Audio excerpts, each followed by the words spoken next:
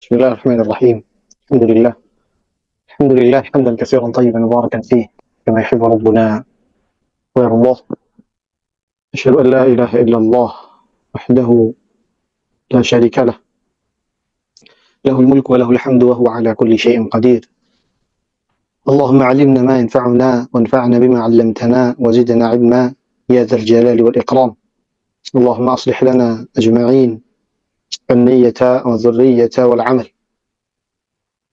ثم الصلاة والسلام على سيد الأنام محمد بن عبد الله صلوات الله وسلامه عليه.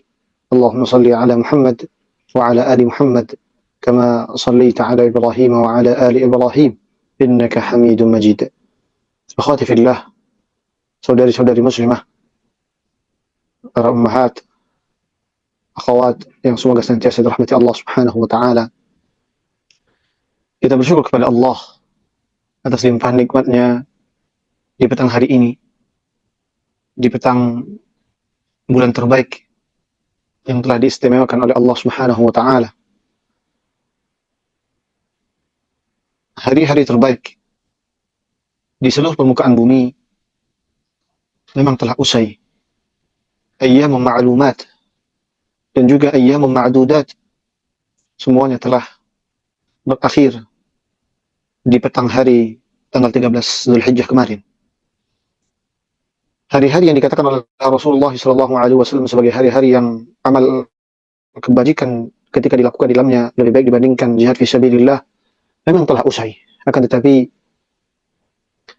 Zulhijjah tetaplah bulan Zulhijjah.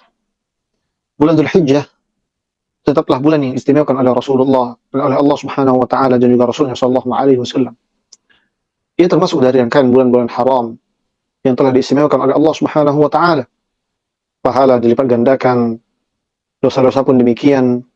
Ia menjadi istimewa dan lebih diistimewakan lagi ketika Allah Subhanahu wa taala meneruskan keistimewaannya dari masa jahiliyah terdahulu.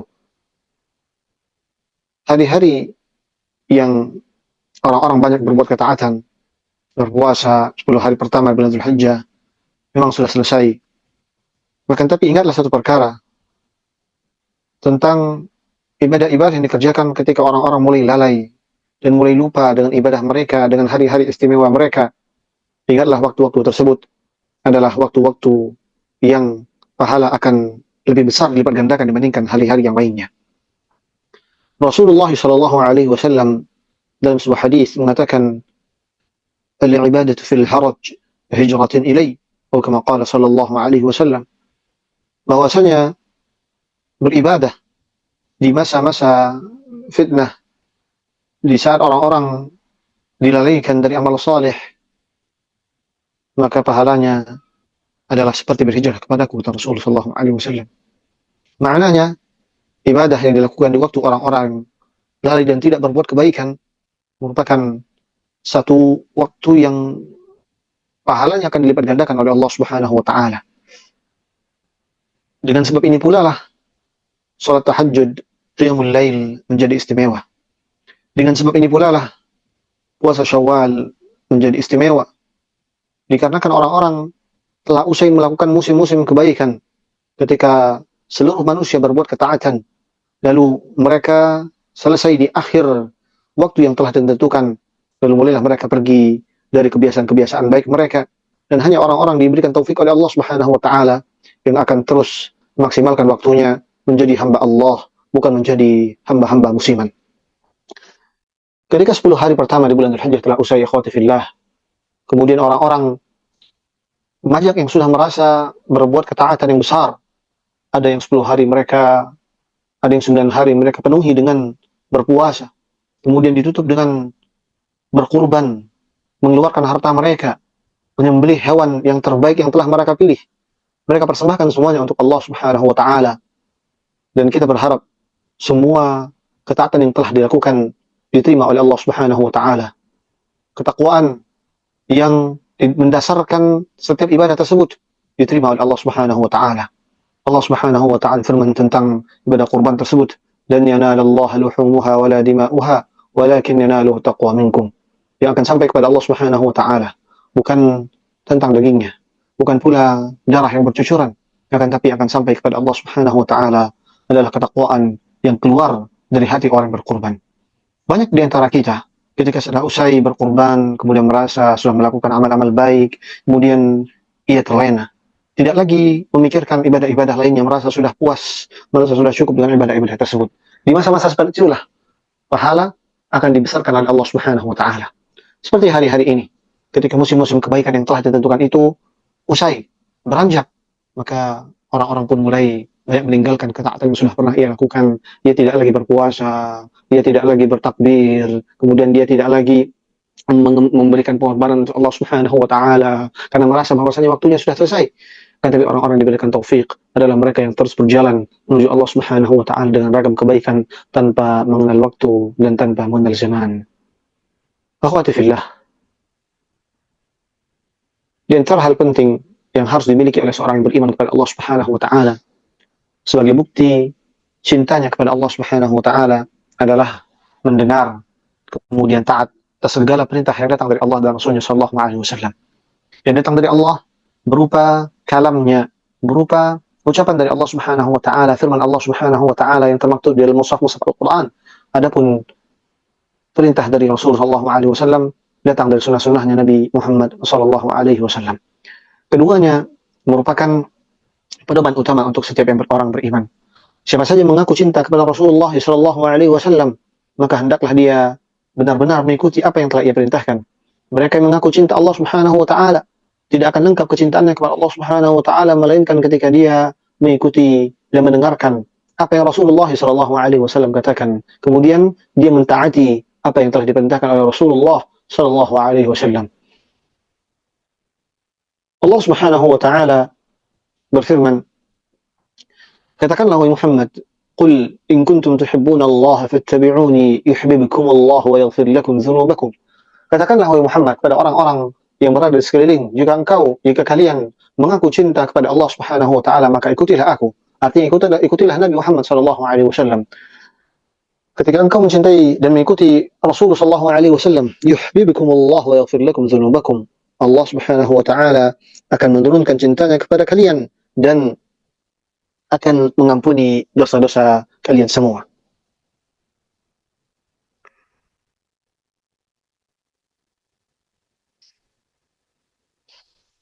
Al-Quran dan juga sunnah Nabi Muhammad SAW yang merupakan pedoman besar, pegangan besar setiap orang-orang beriman, merupakan ia bukan hanya ucapan yang keluar dari lisan Rasulullah SAW, akan tapi ia merupakan bentuk pengagungan kepada Allah dan Rasulnya Sallallahu Alaihi Wasallam. Sesungguhnya termasuk bagian dari mengagungkan Allah dan Rasulnya Sallallahu Alaihi Wasallam adalah mengagungkan dalil-dalil dari Al-Quran dan juga Sunnah. Al-Quran adalah kalam Allah, firman Allah yang Allah Subhanahu wa Ta'ala telah berfirman tentangnya, wa innahu latanzilu rabbil alamin nazala bihi ar-ruhul amin ala qalbika litakuna minal munzirin bilisanin arabiyyin mubin wa innahu lafi zuburil awwalin. Dan sungguhnya Al-Quran benar-benar turunkan oleh Allah Subhanahu wa Ta'ala, Tuhan semesta alam.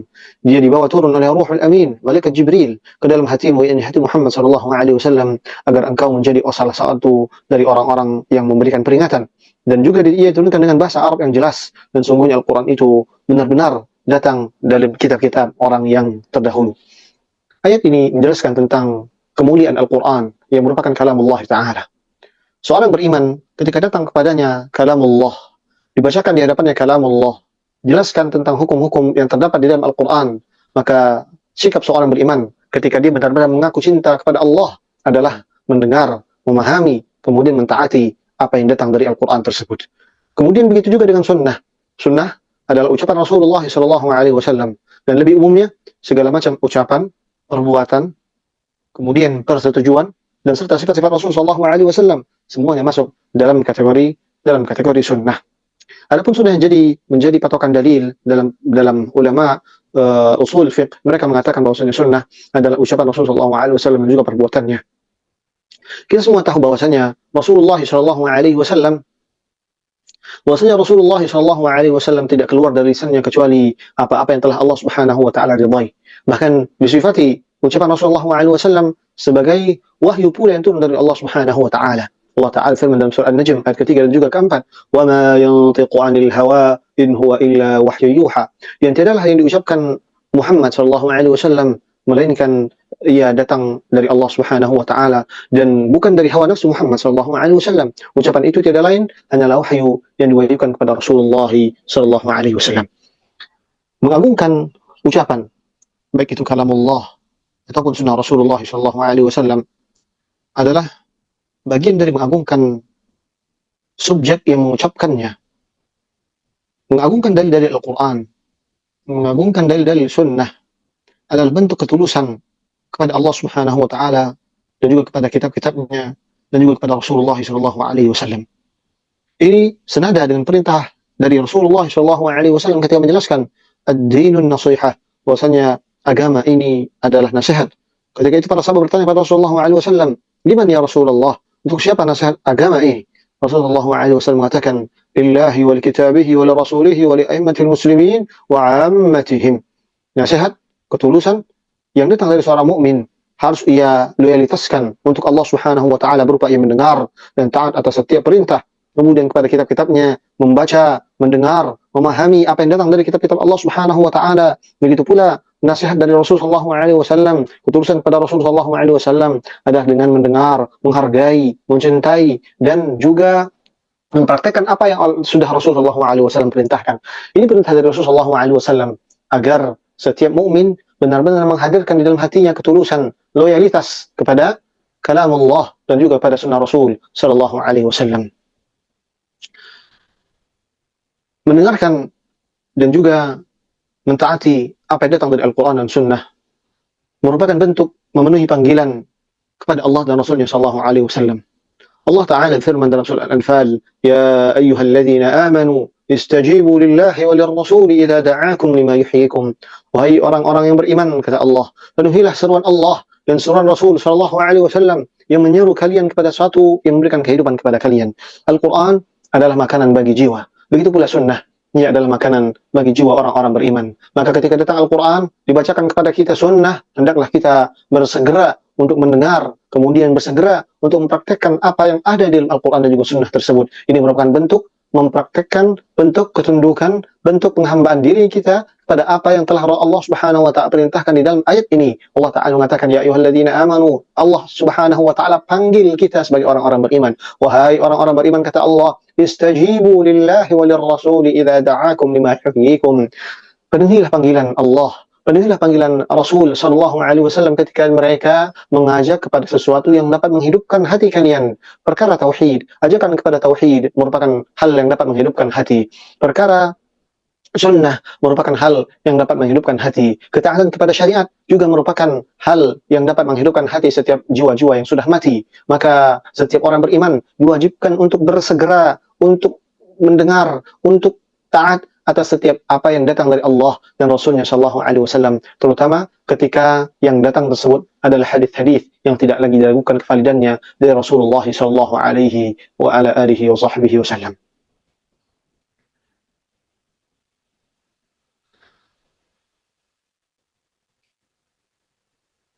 Mengagungkan dalil baik itu Al-Quran ataupun sunnah, ucapan Rasulullah sallallahu alaihi wasallam merupakan bentuk penyerahan diri seorang hamba kepada Allah Subhanahu wa taala. Allah Ta'ala mengatakan, "Wa man yuslim wajhahu ila Allah wa huwa muhsin faqad istamsaka bil 'urwatil wuthqa." Dan barang siapa yang menyerahkan wajahnya kepada Allah sedangkan dia orang berbuat kebaikan, maka sesungguhnya ia telah berpegang kepada tali-tali yang kokoh dan tidak akan mudah untuk dicerai-beraikan. Maka oleh sebab itu, akhwati fillah, ummahati fid din, ketika datang sesuatu dari dalil, baik itu Al-Quran ataupun sunnah, maka mendengarnya kita kepada dalil tersebut adalah bentuk cinta kita kepada Allah dan Rasulnya sallallahu alaihi wasallam. Dan siapa saja yang mencintai Allah, mencintai Rasulullah sallallahu alaihi wasallam, maka berbahagialah, karena Rasulullah sallallahu alaihi wasallam mengatakan, "Al-mar'u ma'a man ahab," bahwasanya seseorang akan dikumpulkan kelak di hari akhir dengan orang-orang yang cintainya. Barang siapa yang mencintai Allah, mencintai Rasulullah sallallahu alaihi wasallam dengan syarat-syarat yang harus ia penuhi yang akan kita sebutkan nanti, maka kelak dia akan dikumpulkan bersama dengan orang yang ia cintai, bersama dengan zat yang ia cintai, Allah dan Rasulnya sallallahu alaihi wasallam. Akhwati fillah, mengagungkan dalil menunjukkan rasa cinta kita kepada Allah dan Rasulnya Shallallahu Alaihi Wasallam. Dalam hal ini mengagungkan dalil-dalil syar'i mencakup beberapa perkara. Setidaknya ada 10 perkara yang menjadi cakupan dari pengagungan seorang kepada dalil. Artinya, siapa saja yang mengaku ingin mengagungkan dalil, ingin menunjukkan cinta kepada Allah dan Rasulnya, hendaknya dia memperhatikan 10 perkara yang akan kita sampaikan ini. Siapa saja yang bisa merealisasikannya, maka sungguh ia telah menunaikan kewajiban yang agung ini. Dia telah menunaikan kewajibannya untuk mendengar, untuk istijabah terhadap panggilan dari Allah dan Rasulnya Shallallahu Alaihi Wasallam. 10 perkara yang akan kita sebutkan ini, akhwati fillah, adalah bagaimana sikap kita sebagai seorang beriman ketika datang kepada kita kalamullah, dan juga ketika datang kepada kita sunnah-sunnah Rasulullah Shallallahu Alaihi Wasallam, baik itu berupa perkataan, perbuatan, atau persetujuan dari Rasulullah SAW. Perlu pula kita kabarkan bahwa apa yang akan kita sampaikan ini punya hubungan sangat kuat dengan kitab yang akan kita buka biiznillah dalam kajian rutin kita pada petang hari Rabu ini. Biiznillah ta'ala. Kita akan membaca hadis-hadis dari Rasulullah SAW. Kita akan membaca kumpulan hadis-hadis yang disisihkan atau diasingkan oleh sebagian para ulama, sehingga mereka memiliki satu pedoman kuat untuk menegakkan agama mereka. Dan kitab yang terbaik dikumpulkan dari hadis-hadis Rasulullah SAW terkait kehidupan seorang yang beriman adalah Al-Arba'un yang dikumpulkan oleh Imam Yahya bin Sharaf An-Nawawi. Kitab tersebut berisi hadis-hadis dari Rasulullah SAW. Dan apa yang akan kita sampaikan ini, 10 perkara ini, haruslah kita hadirkan terlebih lagi ketika kita membaca dan mendengarkan hadis-hadis Rasulullah SAW, agar kita tahu cara yang benar dalam bersikap terhadap dalil-dalil dari Al-Quran ataupun Sunnah, sehingga kita termasuk orang-orang yang mengagungkan syiar-syiar Allah, mengagungkan dalil-dalil dari Al-Quran, serta termasuk orang yang bersegera untuk menistijabah, untuk memenuhi panggilan dari Allah Subhanahu wa Ta'ala yang dapat menghidupkan hati kita. Poin yang pertama yang harus dihadirkan setiap orang beriman ketika datang kepadanya Al-Quran ataupun Sunnah, dia wajib mengagungkannya. Maka poin pertamanya adalah ia wajib mengambil dalil-dalil tersebut dengan penuh rasa cinta, dengan penuh pembenaran terhadap apa yang datang darinya, dan penuh dengan keyakinan bahwasannya apa yang sampai kepada dirinya adalah suatu yang hak. Dia wajib memandang Al-Quran, memandang Sunnah dengan pengagungan, pemuliaan, dan juga penghormatan. Kadar ini adalah kadar fardu, kadar wajib yang tidak ada toleransi di dalamnya. Barang siapa yang merendahkannya dengan hatinya, atau merendahkannya dengan ucapannya atau perbuatannya, maka ia telah menjatuhkan dirinya ke dalam jurang kebinasaan, kecuali jika Allah Subhanahu wa Ta'ala menyelamatkannya dan memberikannya taufik untuk bertaubat dengan taubatan nasuha. Jadi poin pertama yang harus dihadirkan ketika kita mendengarkan dalil-dalil dari Al-Quran ataupun Sunnah adalah memandangnya dengan pandangan cinta, pandangan penuh pemuliaan, karena kita tahu yang berucap bukan zat sembarangan. Ia adalah pencipta kita, Allah Subhanahu wa Ta'ala. Ia adalah zat yang menghidupkan, ia adalah zat yang mematikan, ia adalah zat yang mengatur segala sesuatu di alam semesta ini. Dan juga yang keluar dari sunnah merupakan ucapan dari utusan Allah, dari makhluk yang Allah Subhanahu wa Ta'ala pilihkan menjadi penerus risalah dari Allah Subhanahu wa Ta'ala. Maka wajib bagi kita ketika datang Al-Quran ataupun Sunnah untuk meletakkannya di atas segala sesuatu, bahkan di atas akalnya sendiri. Akal ini, akhwati fillah, ummahati fid din, Allah Subhanahu wa Ta'ala ciptakan bukan untuk mengotak-ngatik dalil, bukan untuk memfilter dalil-dalil yang datang dari Al-Quran ataupun Sunnah. Akan tetapi akal yang telah diberikan oleh Allah Subhanahu wa Ta'ala, ia haruslah menjadi alat yang paling efektif untuk menerima apa yang datang dari Al-Quran dan juga datang dari Sunnah Nabi Muhammad SAW. Ini poin pertama. Wajib bagi seorang beriman untuk mengambil dalil-dalil tersebut dengan penuh rasa cinta, dengan penuh pengakuan bahwasannya yang datang ini adalah sebuah kebenaran. Poin yang kedua, kita wajib meyakini bahwa dalil-dalil itu adalah sebuah kebenaran murni yang suci dari kekurangan. Dia terlepas dari pertentangan dan juga terlepas dari berbagai macam kesalahan. Serta kita wajib meyakini bahwa dalil-dalil tersebut adalah satu-satunya sebab menuju hidayah yang sempurna dan kebahagiaan yang paripurna. Allah Ta'ala berfirman, "Dzalikal kitab la raiba fihi hudan lil muttaqin." Kitab Al-Quran ini tidak ada keraguan padanya dan ia merupakan petunjuk bagi orang-orang yang bertakwa. Allah Subhanahu wa taala juga berfirman, "Qul in dhalaltu fa innama adillu ala nafsi wa in ihtadaitu fabima yuhi ilayya rabbi." Katakanlah, jika aku sesat, maka sungguhnya aku sesat atas kemudaratan diriku, dan jika aku mendapatkan petunjuk, maka itu adalah disebabkan apa yang diwahyukan oleh Allah Subhanahu wa taala kepadaku. Sungguh ikhwani fid din, akhwati fillah, nas-nas Al-Quran dan Sunnah telah menghimpun seluruh sisi kebaikan dalam urusan agama, dalam urusan dunia dan kehidupan sehari-hari kita. Bahkan, ia telah mengatur tempat kembali kita kelak di hari akhirat. Tidak ada kebaikan kecuali dalil-dalil telah menunjukkannya, dan tidak ada keburukan kecuali dalil telah memperingatkannya, dan tidak ada kemaslahatan kecuali dalil pun telah memberikan hasilnya. Allah Ta'ala mengatakan, وَنَزَّلْنَا عَلَيْكَ الْكِتَابَ تِبْيَانًا لِكُلِّ شَيْءٍ وَهُدًى وَرَحْمَةً وَبُشْرَى لِلْمُسْلِمِينَ. Dan kami turunkan kepadamu Al-Kitab atau Al-Quran untuk menjelaskan segala sesuatu dan petunjuk serta rahmat serta juga kabar gembira bagi orang-orang yang berserah diri. Maka kita ini adalah orang-orang yang tidak tahu apa-apa kecuali kita mengambil ilmu dari kitab tersebut, dari dalil-dalil tadi. Dan kita adalah orang-orang sesat kecuali kita mengikuti Al-Quran dan Sunnah. Suatu ketika seorang berkata kepada Ibnu Umar radhiyallahu anhuma, kami mendapati salat khauf dan salat hadar dalam Al-Quran, akan tetapi kami tidak mendapati salat safar. Maka beliau menjawab, Inna Allah Ta'ala ba'atha Muhammadan sallallahu alaihi wasallam wa la na'lamu syai'a wa innama naf'alu kama ra'ayna Muhammadan sallallahu alaihi wasallam. Sungguhnya Allah Ta'ala mengutus Muhammad SAW dalam keadaan kita tidak mengetahui apa-apa. Maka sungguhnya kita hanya melakukan sebagaimana kita melihat Muhammad SAW melakukan. Artinya, ini merupakan bentuk ketundukan seorang Ibnu Umar, keyakinan seorang Ibnu Umar radhiyallahu anhu tentang kebenaran apa yang datang dari Allah dan Rasulnya SAW. Ketika itu, belum ada syariat. Orang-orang tidak tahu bagaimana cara mereka beribadah kepada Allah. Lalu diutuslah Nabi Muhammad SAW dengan segala syariatnya.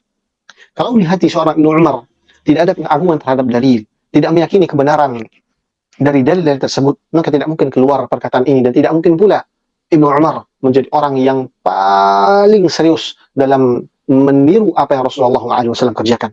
Karena ia tahu bahwasanya apa yang datang dari Al-Quran dan datang dari Sunnah Nabi Muhammad SAW adalah merupakan satu kebenaran mutlak yang tidak ada celah di dalamnya. Begitulah seharusnya hati seorang beriman. Hati yang mengagungkan dalil-dalil, yang mengagungkan syariat-syariat yang datang. Ketika datang di hadapannya Al-Quran, datang di hadapannya As-Sunnah, dan sudah valid, itu semua merupakan perkataan dari Rasulullah SAW, maka dia wajib untuk meletakkannya di atas kepalanya. Dan dia wajib meyakini akan kebenaran apa yang datang tersebut. Walaupun terkadang akal kita ini terbatas, tidak mendapati hikmah-hikmah yang datang dari Al-Quran dan juga Sunnah.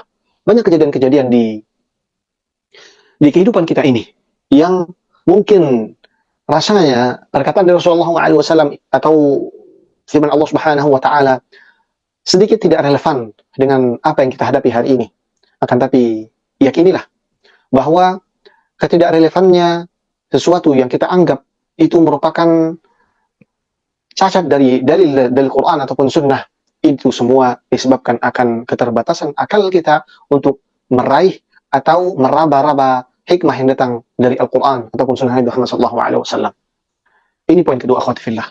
Ketika datang dalil dari Al-Quran, cara kita menunjukkan cinta kita kepada Al-Quran dan juga Sunnah dan juga kepada zat yang sudah mengucapkannya, yaitu Allah dan juga Rasulullah SAW, adalah dengan meyakini bahwasanya apa yang datang dari Al-Quran ataupun Sunnah merupakan kebenaran yang mutlak, tidak ada celah sedikit pun. Kalaupun kita mengira ada celah, ada kekurangan dari dalil tersebut, maka perhatikan. Hal yang pertama, akal kita mungkin tidak sampai dalam menerka-nerka hikmah yang ada di balik dalil-dalil tadi.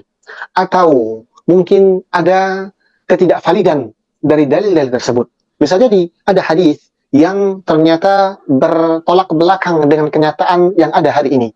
Maka harus dipastikan apakah dalil ini benar datang dari Rasulullah SAW atau ternyata itu adalah karangan orang-orang yang ingin merusak agama dari dalam. Mereka membuat hadis-hadis palsu, mereka melemahkan hadis-hadis dengan menambahkan riwayat-riwayat yang tidak lagi punya kaitan dengan apa yang datang dari Rasulullah SAW. Mereka mengucapkan ucapan-ucapan yang lahir dari lisan mereka, pada Rasulullah SAW tidak pernah mengucapkan hal tersebut. Maka ini harus dipastikan agar jangan sampai kita mengira bahwasanya di dalam dalil Al-Quran ataupun Sunnah ada sesuatu celah yang dapat mengurangi ya kebenaran yang mutlak yang ada di dalam dalil-dalil tersebut.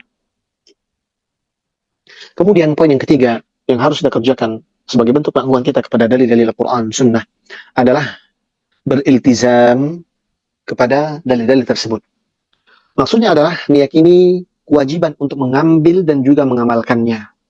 Maka tidak diperkenankan bagi siapapun, setinggi apapun kedudukannya, setinggi apapun ilmu yang dia miliki, untuk keluar dari Al-Quran dan juga Sunnah.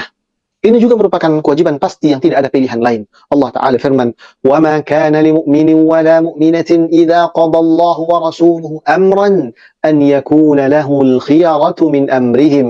Dan tidak patut bagi laki-laki yang mukmin dan tidak pula patut bagi perempuan-perempuan yang mukmin apabila Allah dan Rasulnya sallallahu alaihi wasallam telah menetapkan satu ketetapan, sudah menetapkan satu kewajiban, sudah menetapkan satu syariat, sudah memperingatkan tentang satu larangan, maka tidak ada celah untuk keluar darinya. Ini juga tidak ada pilihan bagi orang-orang beriman tersebut melainkan tunduk dan patuh atas apa yang telah diperintahkan, yang telah ditetapkan oleh Allah dan Rasulnya sallallahu alaihi wasallam.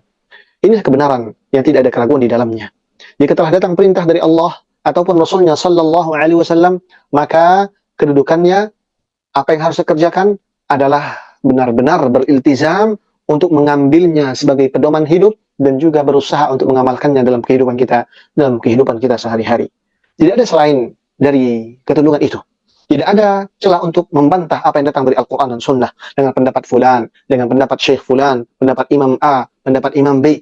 Kalau dalil itu sudah pasti datangnya dan valid datangnya, tentunya dengan ilmu-ilmu yang membantu kita mengetahui apakah hadis itu dalil valid, apakah hadis itu sahih, apakah hadis itu hasan. Dengan semua ini, kalau kita sudah bisa pastikan bahwa itu dalil datang dari Rasulullah SAW, maka kita tidak punya pilihan kecuali tunduk dan patuh terhadap apa yang telah datang dari Al-Quran juga Sunnah SAW. Ingat, ini bukan bermakna kita mematikan akal, matikan sisi kritis yang Allah Subhanahu wa Ta'ala sudah fitrahkan. Akan tapi Allah Ta'ala ingin melihat seberapa besar ketundukan hambanya ketika dihadapkan dengan dua pilihan ini. Dia memenangkan egonya dengan cara mengedepankan akal yang ada di dalam dirinya, atau dia tunduk pada apa yang datang dari Allah dan Rasulnya. Dan ini adalah bentuk penghambaan yang sempurna di hadapan Allah Subhanahu wa Ta'ala.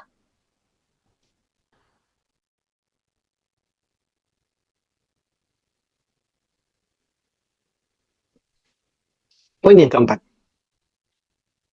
seorang beriman wajib meyakini hakimiyahnya dalil-dalil tersebut.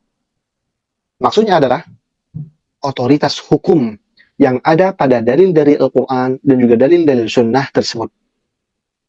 Dalil adalah hakim atas segala sesuatu.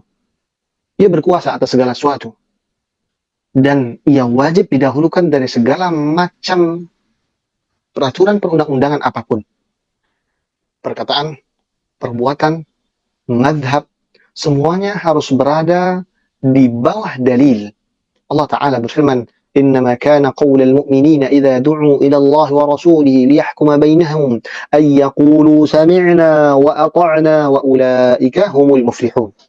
Sesungguhnya jawaban orang-orang mukmin bila mereka dipanggil kepada Allah dan Rasulnya agar Rasul menghukum, mengadili di antara mereka, adalah ketika mereka mengucapkan, kami mendengar dan kami patuh, dan mereka itulah orang-orang yang beruntung. Allah Ta'ala juga berfirman, Ya ayyuhalladzina amanu la tuqaddimu baina yadayillahi wa rasulih wattaqullah innallaha sami'un alim. Wahai orang-orang beriman, janganlah kamu mendahului Allah dan Rasulnya, dan bertakwalah kepada Allah. Sesungguhnya Allah Subhanahu wa Ta'ala Maha mendengar lagi Maha mengetahui. Allah Ta'ala juga berfirman, Fala wa rabbika la yu'minun حتى يحكموك فيما شجر بينهم ثم لا يجدوا في أنفسهم حرجا مما قضيت ويسلموا تسليما.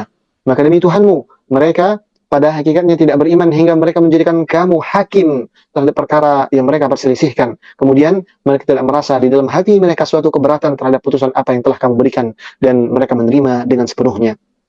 Dalil-dalil yang barusan kita bacakan adalah dari tentang hakimiyahnya dalil-dalil syariat, tentang otoritas hukum dari dalil-dalil tersebut.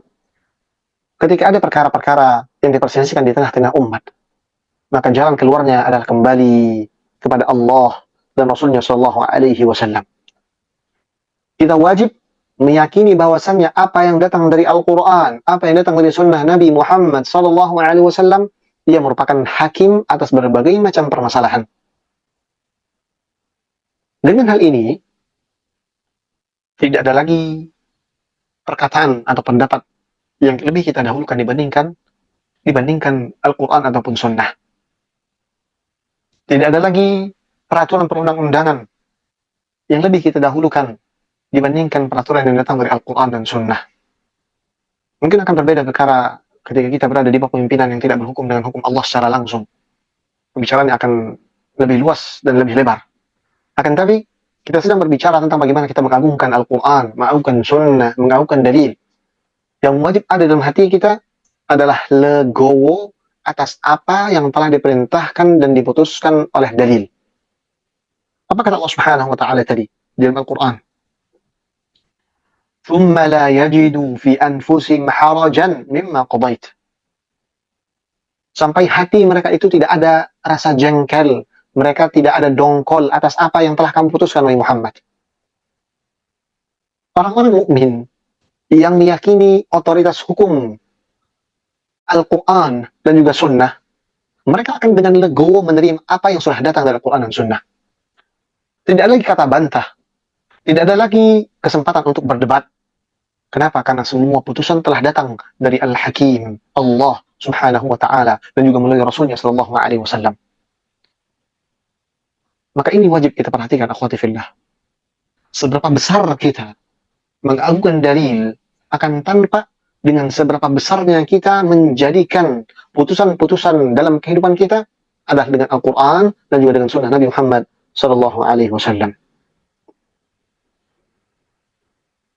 Kemudian poin yang kelima,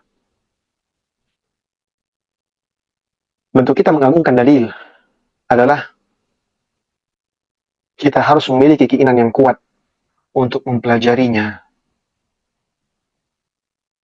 Di antara step pertama untuk kita mempelajari Al-Quran dan juga Sunnah yang paling sederhana adalah kita diam menyimak saat ia dibacakan. Seorang muslim yang mengagungkan dalil akan tanpa dari semangatnya untuk memahami dalil-dalil tersebut. Jabir bin Abdullah radhiyallahu anhu melakukan perjalanan dari Madinah ke Syam selama 1 bulan hanya untuk mendengarkan satu hadis dari Abdullah bin Anas radhiyallahu anhu. Dan Abu Ayyub radhiyallahu anhu melakukan perjalanan dari Madinah ke Mesir untuk mendengarkan satu hadis dari Uqbah bin Amir radhiyallahu anhu. Perjalanan panjang dan kesulitan besar demi mendengarkan satu hadis yang mereka riwayatkan dari Rasulullah sallallahu alaihi wasallam. Semangat ini, akhwati fillah, merupakan bentuk kecintaan mereka kepada kalamullah, pada sunnah Rasulullah sallallahu alaihi wasallam, dan juga merupakan bentuk pengagungan mereka terhadap dalil-dalil Al-Quran dan juga sunnah.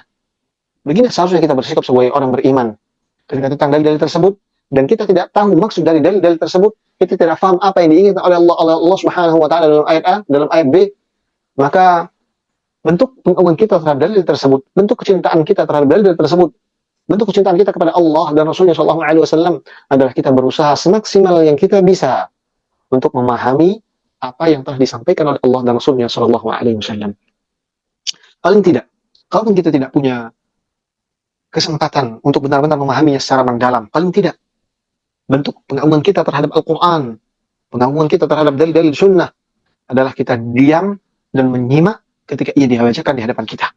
Allah Ta'ala firman, وَإِذَا قُرِئَ الْقُرْآنُ فَاسْتَمِعُوا لَهُ وَأَنصِتُوا لَعَلَّكُمْ تُرْحَمُونَ.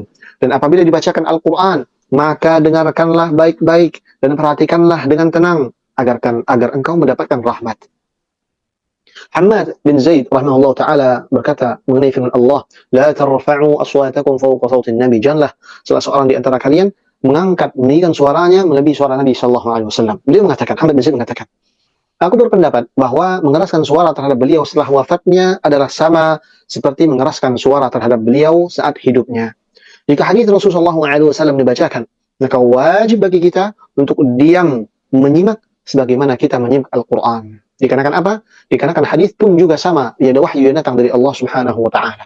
Orang yang mengagunkan dalil juga adalah orang yang jika mendengarnya, ia bersegera mengamalkannya, menyebarkannya, serta memastikan kesahihan dalil-dalil tersebut. Rasulullah SAW bersabda, "Nadbarallahu imra'an sami'a maqalati fawa'aha thumma addaha ila man lam yasma'ha." Sungguhnya semoga Allah Subhanahu wa taala mencerahkan wajah seseorang, memberikan kebahagiaan pada seseorang yang mendengarkan ucapanku lalu ia memahaminya, kemudian menyampaikannya kepada orang yang belum mendengarnya.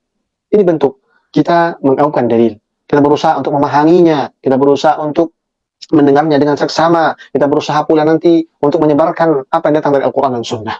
Dan termasuk dalam hal ini, ikhwati fillah, adalah usaha-usaha kita untuk memperbaiki bacaan kita terhadap Al-Quran.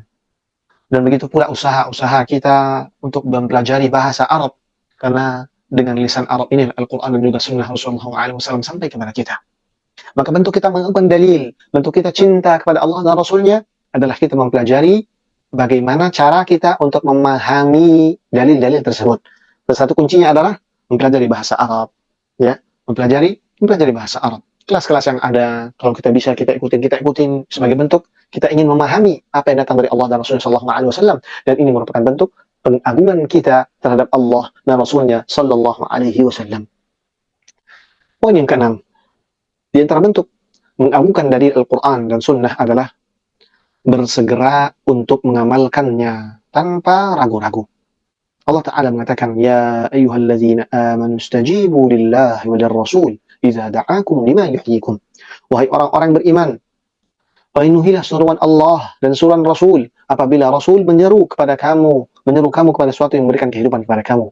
Allah Ta'ala juga firman, "Innahum kanu yusari'una fil khairat." Sesungguhnya mereka adalah orang-orang yang selalu bersegera di dalam mengerjakan perbuatan-perbuatan baik. Dan apa yang datang dari Allah dan Rasulnya, semuanya adalah perbuatan-perbuatan baik. Ima itu perbuatan yang kita kerjakan, atau larangan-larangan yang harus kita kerjakan dan meninggalkannya. Dan bentuk kita meninggalkan apa yang dilarang adalah merupakan perbuatan kebaikan.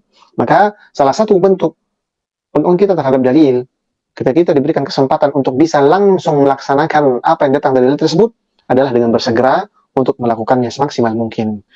Sesungguhnya di antara para salaf salih rahimahullah ta'ala terdapat suri tauladan yang sangat besar. Mereka adalah orang-orang yang mengagungkan dalil dan bersegera memenuhi panggilan tanpa ragu dan malas. Contohnya ketika sampai kabar perubahan kiblat, mereka langsung memutar arah kiblat di dalam salat. Dan ketika sampai kabar pengharaman khamar, mereka langsung menumpahkannya sampai kota-kota, jalanan di kota Madinah penuh dengan khamar.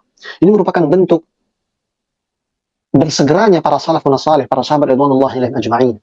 Kita lihat pula bagaimana wanita-wanita Ansar atau wanita-wanita Muhajirin ketika datang perintah sebagaimana hadis Aisyah radhiyallahu anha.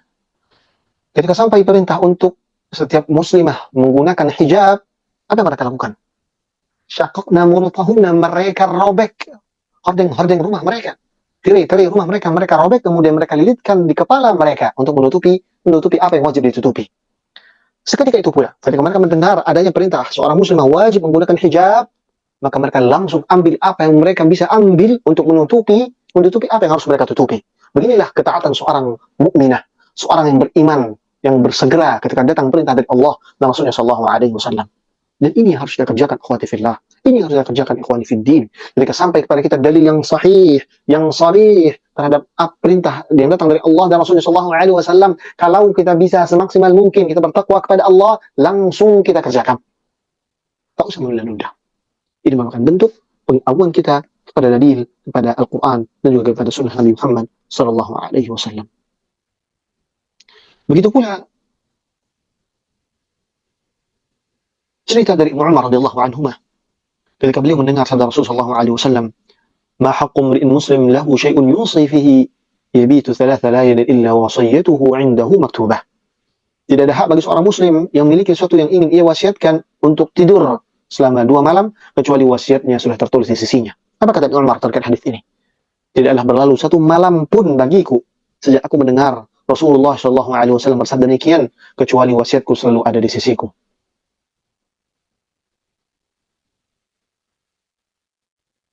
Dari Abu Usaid Al-Ansari radhiyallahu anhu yang mendengar Rasulullah SAW bersabda kepada para wanita ketika itu mereka sedang di jalanan, "Istakhirna fa innahu laysa lakunna an tahquqna at-tariq, 'alaykunna bihafat at-tariq."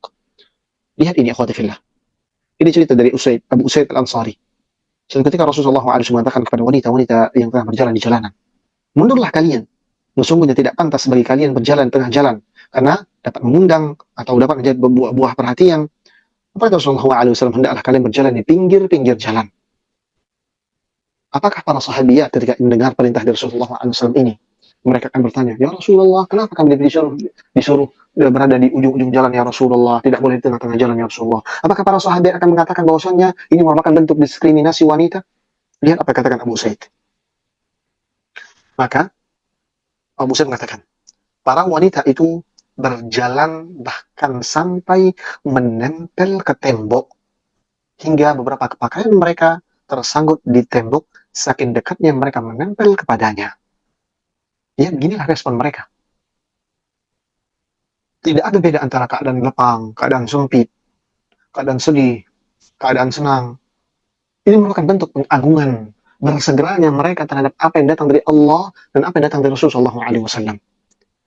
Kalau kita benar mengaku mengikuti para salaf, mengikuti petunjuk Allah dan Rasulullah SAW, bagaimana sikap kita terhadap setiap perintah yang datang dari Allah dan Rasulnya SAW?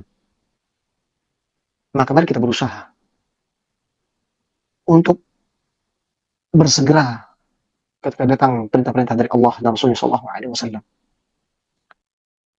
Ingat firman Allah SAW, "Fattaqullaha mastata'tum."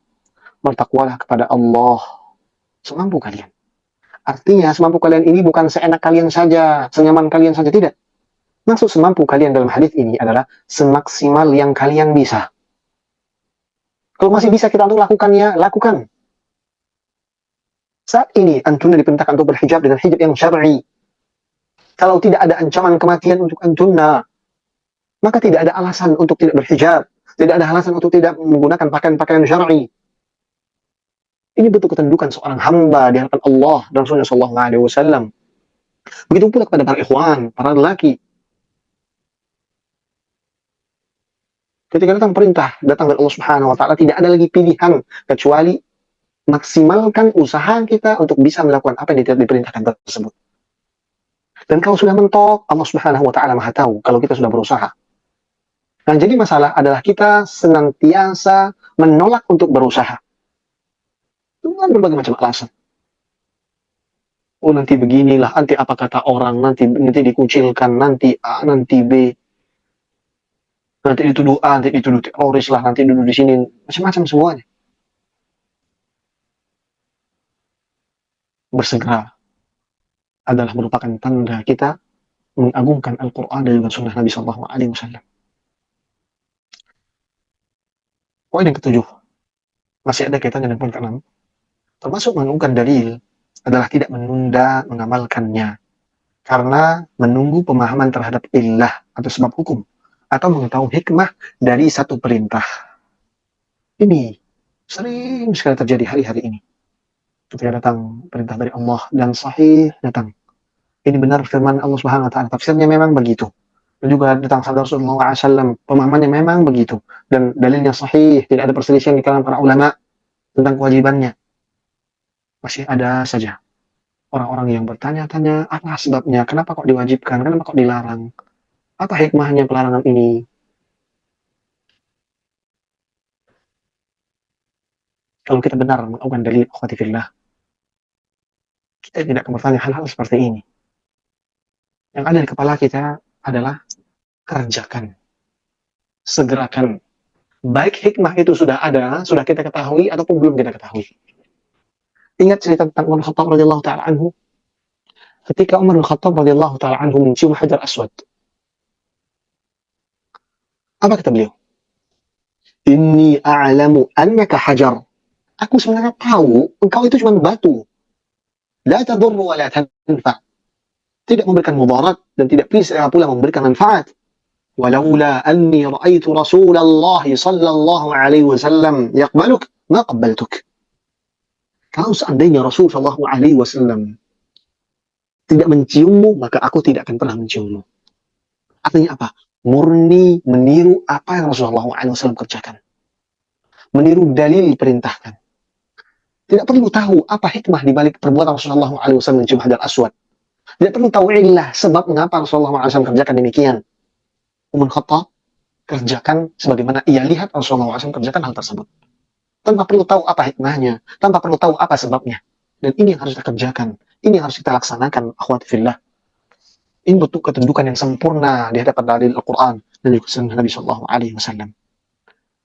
Kemudian yang kedelapan, tidak mencari-cari alasan untuk meninggalkan atau menjauhi sikap menentang atau menggugat dalil.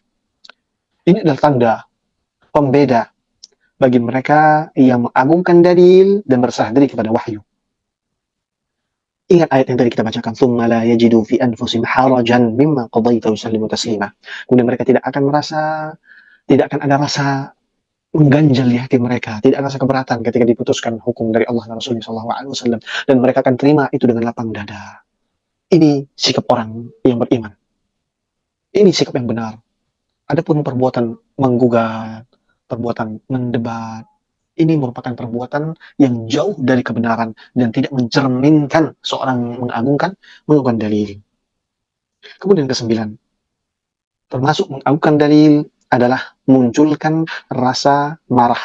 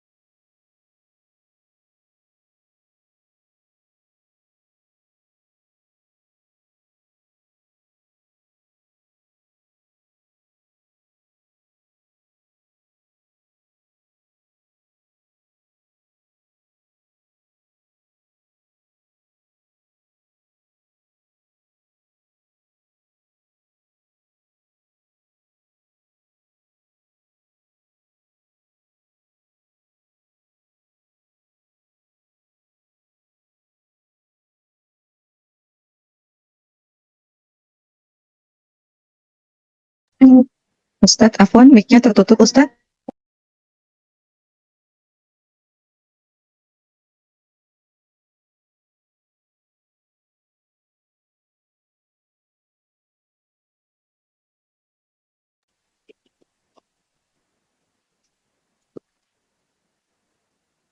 Nah,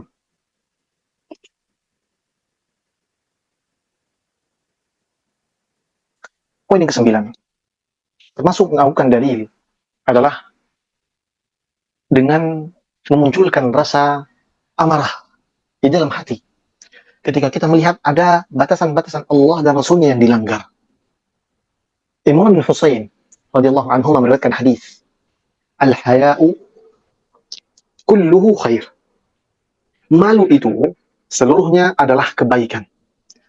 Lalu ketika Imran bin Husain mengucapkan hal tersebut, seorang laki-laki mengatakan, sesungguhnya kami mendapati di sebagian kitab atau hikmah bahwa malu itu adalah ketenangan. Sebagian malu adalah ketenangan dan kewibawaan karena Allah, dan sebagainya adalah kelemahan. Maka ketika mendengarkan ucapan orang ini, Imam Husain mengatakan, "Ala uhaddithuka an Rasulillah sallallahu alaihi wasallam wa tu'aridu fihi?" Aku sampaikan hadis kepadamu dan Rasulullah sallallahu alaihi wasallam, lalu engkau menentangnya. Ketika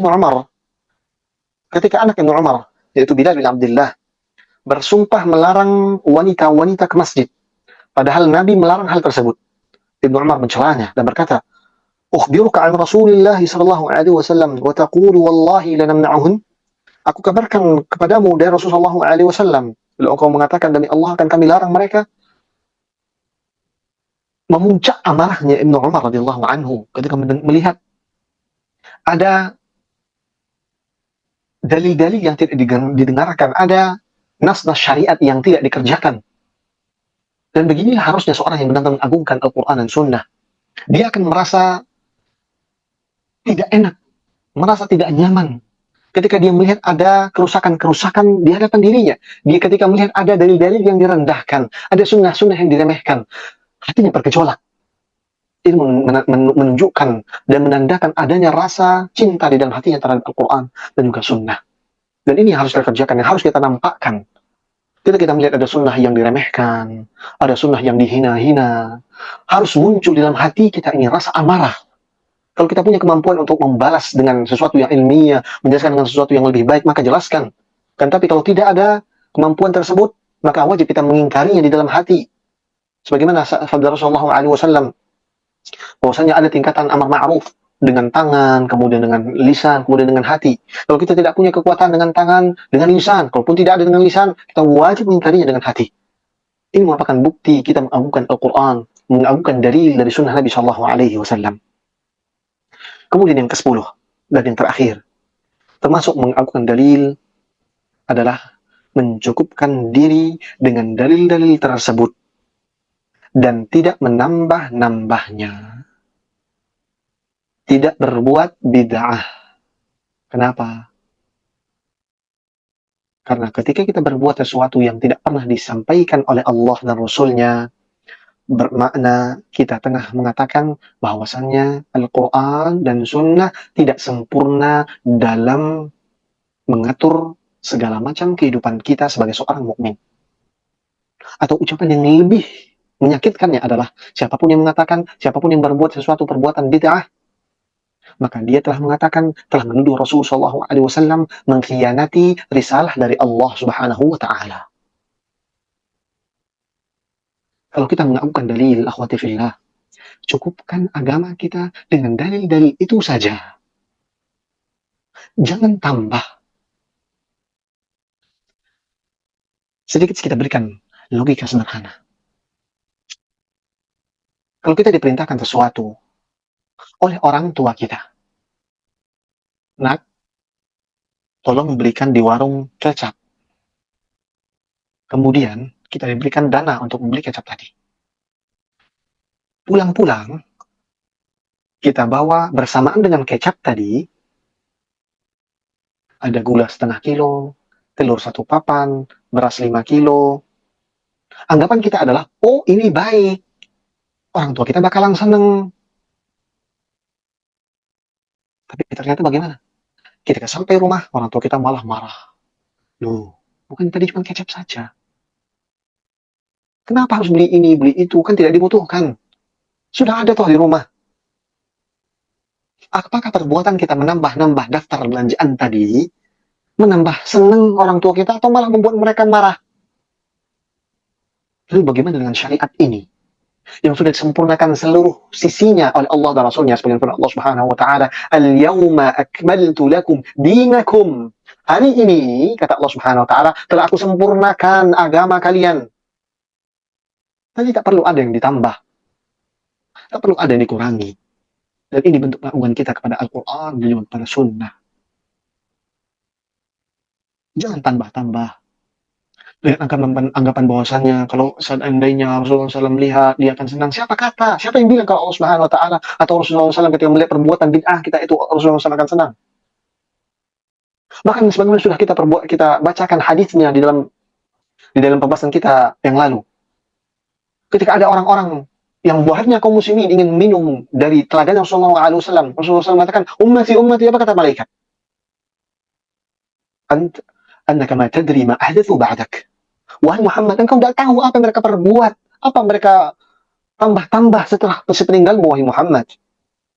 Kemudian apa kata Rasulullah SAW? Suhkan, suhkan, liman ahdathu ba'di. Celaka, celaka, siapapun yang menambah sesuatu setelah sepeninggalku. Artinya Al-Quran, hadis, semuanya sudah sempurna mengajarkan apapun di dalam agama kita. Baik secara langsung ataupun tidak secara langsung, dengan adanya ilmu-ilmu yang lain yang dapat kita kiaskan hukum yang ada zaman Rasulullah SAW, kita kiaskan dengan hukum yang ada pada zaman sekarang, ada ilmunya. Semuanya sudah ada dalilnya, maka jangan ditambah-tambah. Ini merupakan bentuk pengagungan kita terhadap dalil-dalil yang datang dari Al-Quran ataupun Sunnah Nabi SAW. Ini 10 perkara yang wajib kita hadirkan ketika kita berhadapan dengan qala Allah, berhadapan dengan qala Rasulullah sallallahu alaihi wasallam. Dengan kita merealisasikan 10 perkara ini, maka kita termasuk orang-orang yang mengagungkan syiar-syiar Allah. Kita mendengarkan sebagai bentuk cinta kita kepada Allah dan Rasulnya sallallahu alaihi wasallam, sehingga ucapan kita cinta Allah dan Rasulnya bukan sekadar omong-omong saja, akan tapi merupakan bukti nyata seorang hamba yang mencintai Allah dan Rasulnya sallallahu alaihi wasallam. Akhwati fillah, 10 perkara ini hendaknya kita pegang untuk nantinya senantiasa kita praktekkan ketika kita bacakan hadis-hadis dari Rasulullah SAW yang tertera dalam kitab Al-Arba'un. Perkara ini jangan sampai terlepas. Perkara ini harus senantiasa kita letakkan di hadapan mata kita. Jangan sampai terlepas. Setiap ada hadis yang kita sampaikan, lihat 10 perkara ini. Kerjakan 10 perkara ini. Sehingga kita benar-benar menjadi hamba yang mengagungkan dalil, baik dari Al-Quran ataupun Sunnah. Semoga Allah Subhanahu wa Ta'ala berikan kemudahan untuk kita menjadi hamba-hambanya yang mengagungkan dalil di atas segala-galanya, di atas akalnya, di atas perkataan fulan, di atas perkataan imam, di atas perkataan syekh, di atas perkataan ustaz, di atas perkataan ayah, di atas perkataan ibu, semuanya. Yang paling atasnya adalah perkataan Allah dan Rasulnya sallallahu alaihi wasallam. Mudah-mudahan dengan ini pula telah kita akan mendapatkan cintanya Allah Subhanahu wa Ta'ala, dan dengan cintanya kita dimasukkan oleh Allah Subhanahu wa Ta'ala ke dalam surganya, surga yang luasnya seluas langit dan bumi, yang indahnya tidak pernah tidak pernah terlihat oleh mata, tidak pernah terdengar oleh telinga, dan tidak pernah terbias oleh pikiran manusia. Semoga Allah berikan taufik, dan semoga Allah Subhanahu wa Ta'ala berikan kita panjang umur dalam ketaatan, sehingga kita dapat membaca hadis-hadis Rasulullah SAW yang tertera dalam kitab Al-Arba'un. Dan semoga Allah Subhanahu wa Ta'ala berikan keberkahan kita pada waktu kita. Semoga Allah Subhanahu wa Ta'ala berikan keberkahan pada ilmu kita. Dan semoga Allah Subhanahu wa Ta'ala berikan keberkahan pada setiap apa yang kita usahakan. Kami cukupkan sesi materi pada petang hari ini. Dan dikarenakan ini prolog, ya, atau ibaratnya muqaddimah menuju kitab yang akan kita bahas pada pertemuan-pertemuan yang akan datang, maka pertanyaan pada petang hari ini kami tiadakan, dan kami mohon maaf atas segala kekurangan yang ada. Semoga Allah Subhanahu wa Ta'ala merahmati seluruh kaum muslimin, merahmati dan mengampuni seluruh ibu-ibu kaum muslimin. Semoga Allah Subhanahu wa Ta'ala merahmati seluruh ayah-ayah kaum muslimin. Semoga Allah Subhanahu wa Ta'ala merahmati setiap pasangan-pasangan kaum muslimin dan juga kaum muslimat. Semoga Allah Subhanahu wa Ta'ala menyayangi ibu dan ayah kami. Semoga Allah Subhanahu wa Ta'ala merahmati anak dan juga pasangan kami. Semoga Allah Subhanahu wa Ta'ala merahmati seluruh kaum muslimin. Kami terima kasih kepada siapapun yang punya andil dalam kegiatan ini, terutama ibu-ibu yang sudah mau hadir, yang mau mendengarkan, yang mau mencatat, dan mau berbagi bersama. Semoga Allah Subhanahu wa Ta'ala membalas kebaikan ibu-ibu sekalian dan diberikan keistiqomahan dalam belajar Al-Quran, dalam belajar hadis, dan juga dalam bermajlis-majlis ilmu. Akhwati fillah, ingat selalu bahwa kita duduk majlis ini bukan hanya sekedar formalitas, bukan hanya sekedar rutinitas pekerjaan kita. Ini bukan bentuk ibadah kita pula. Walaupun ibadahnya jarak jauh, tidak langsung berhadapan, ya paling tidak ini merupakan bentuk ibadah thalabul ilmi kita. Dan ingat, yang diharapkan dari sebuah ibadah adalah diterima di sisi Allah Subhanahu wa Ta'ala. Maka perhatikan niat, nantiasa jaga hati kita agar jangan sampai tersisipi dengan pembatal-pembatal amalan. Jangan sampai tersisipi ria, jangan sampai tersisipi sum'ah. Semoga Allah Subhanahu wa Ta'ala jaga kita, jaga keikhlasan kita. Dan banyak-banyak minta doa kepada Allah, berdoa kepada Allah Subhanahu wa Ta'ala, ya Allah terimalah amalan kami. Allahumma taqabbal minna innaka antas samiul alim, ya Allah terimalah amalan kami. Engkau adalah Rabb yang Maha mendengar lagi Maha mengetahui. Subhanakallahumma bihamdika asyhadu an la ilaha illa anta astaghfiruka wa atubu ilaik. Wa sallallahu wa sallam ala nabiyyina Muhammad wa ala alihi wa sahbihi wa sallam. Assalamualaikum warahmatullahi wabarakatuh.